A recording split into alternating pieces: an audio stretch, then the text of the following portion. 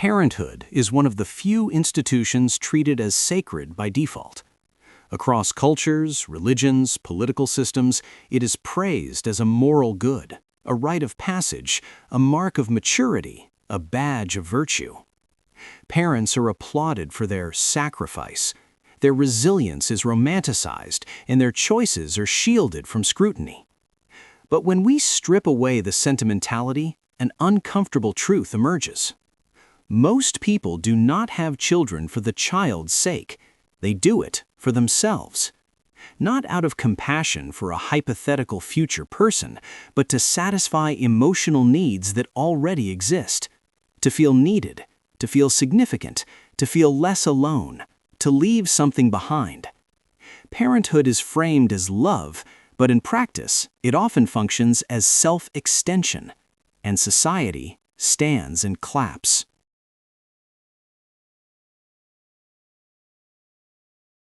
Listen carefully to how people justify having children. I want someone to love. I want to build a family. I want purpose. I want someone to take care of me when I'm old. Every justification sounds the same. I want. I feel. I need. The child never enters the equation. These are not moral arguments. They are personal desires. They orbit the self. Religion blesses them, nationalism weaponizes them, economics depends on them. Be fruitful and multiply. Build the nation. Honor the family. But remove the slogans and the logic collapses. Children are created to patch existential loneliness, to stabilize fragile identities, to provide meaning when meaning feels scarce. In other words, a sentient being is summoned into existence to solve an adult's psychological problem. That is not altruism. That is projection.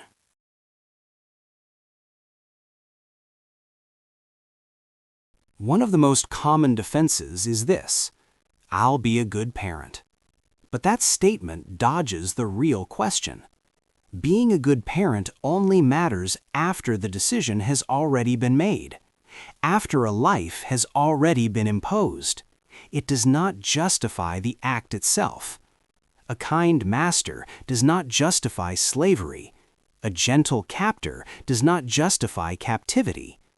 If creating a being guarantees exposure to suffering, illness, loss, and death, then the ethical threshold must be extraordinarily high. I'll try my best is not enough. Immanuel Kant warned against treating people as mere means to an end. Yet this is precisely what procreation often does. Children are created to fulfill emotional needs, to stabilize fear, to impose order on chaos.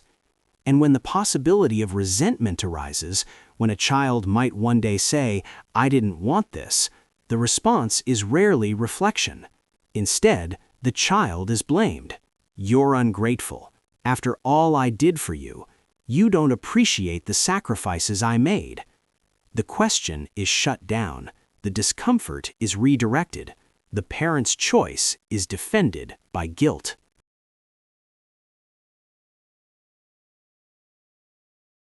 Behind the romantic language lies brutal practicality. Many parents expect their children to care for them in old age, emotionally, physically, financially. The contract is rarely spoken, but it is universally understood. In some cultures, it's enforced as duty. In others, as guilt. Either way, the child becomes a retirement plan with a heartbeat. You didn't create a person, you manufactured a resource. This is not unconditional love, it is a transaction, disguised as destiny. And then there are unplanned births. Accidents, carelessness, failed contraception. A staggering number of people exist not because they were carefully considered, but because someone didn't plan, and society demands gratitude anyway. We are told life is incomplete without children, that parenthood gives existence purpose, that meaning flows naturally from reproduction. These ideas are absorbed, not examined. But meaning is not a cosmic resource. It is a psychological construct. People find meaning in art, in service, in love, in creation. But to create a person solely to serve as your meaning is to reverse the moral order. Existentialists understood this clearly. Meaning is made, not inherited. Yet parents routinely outsource meaning to their offspring. My child gives me a reason to live. As if a newborn arrives carrying the burden of sustaining another person's will to exist. This is not devotion. It is emotional colonization.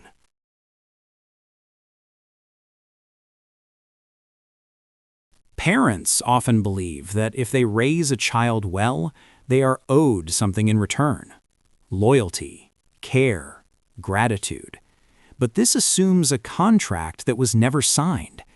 The contract is rarely spoken, but it is universally understood, expected, enforced, and defended by society as a whole.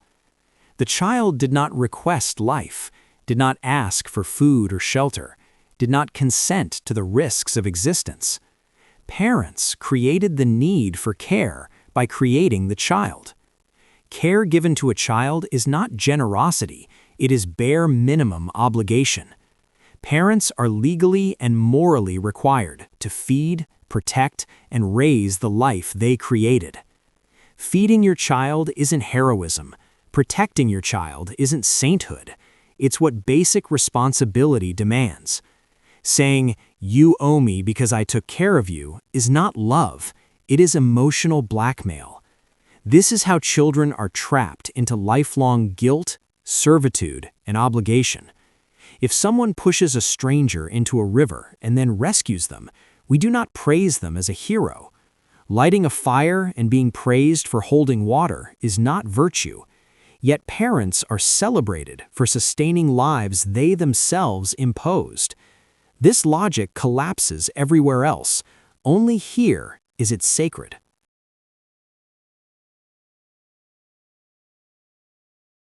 Perhaps the most insidious expectation is gratitude. Children are taught to be thankful for life, for effort, for opportunity, as though existence were a gift freely accepted rather than a condition imposed. Questioning this arrangement is forbidden. Ungrateful, selfish, broken. But gratitude that cannot be refused is not gratitude. It is compliance. Dependence silences dissent. Many adults never question why they were born, not because they feel genuine appreciation, but because the social cost of asking is too high. So the question is pathologized instead. Why was I born becomes a symptom, not a philosophical inquiry. It is easier to diagnose discomfort than to confront the truth. The children are brought into the world to fill holes in adult lives, to satisfy loneliness, to provide meaning, to validate existence, to secure care in old age, to extend the ego beyond the limits of the self.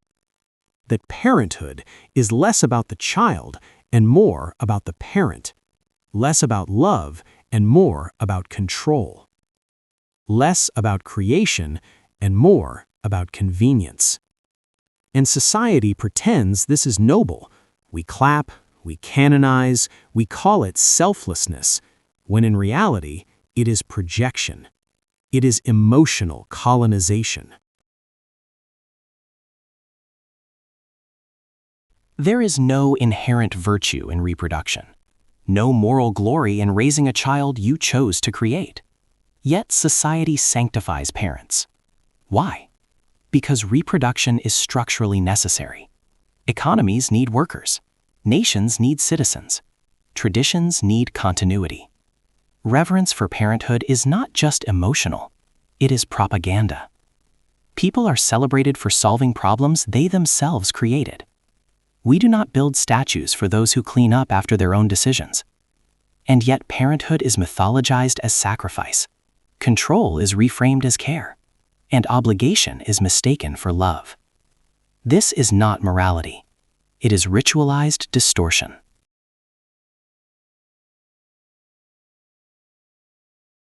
This is not an attack on parents as individuals. Most are not malicious. They are human, fearful, hopeful, unexamined. But good intentions do not erase moral contradictions. If we believe in autonomy, consent, harm reduction, and treating people as ends rather than means, then procreation must be subjected to the same scrutiny as any act that profoundly affects another. Children are not tools, trophies, insurance policies, or spiritual projects. They are sentient beings forced into a world that did not ask for them. And until we face that truth, without myth, reverence, and without flinching, we will continue to applaud what should, at the very least, provoke doubt. And the cycle will repeat, disguised as virtue.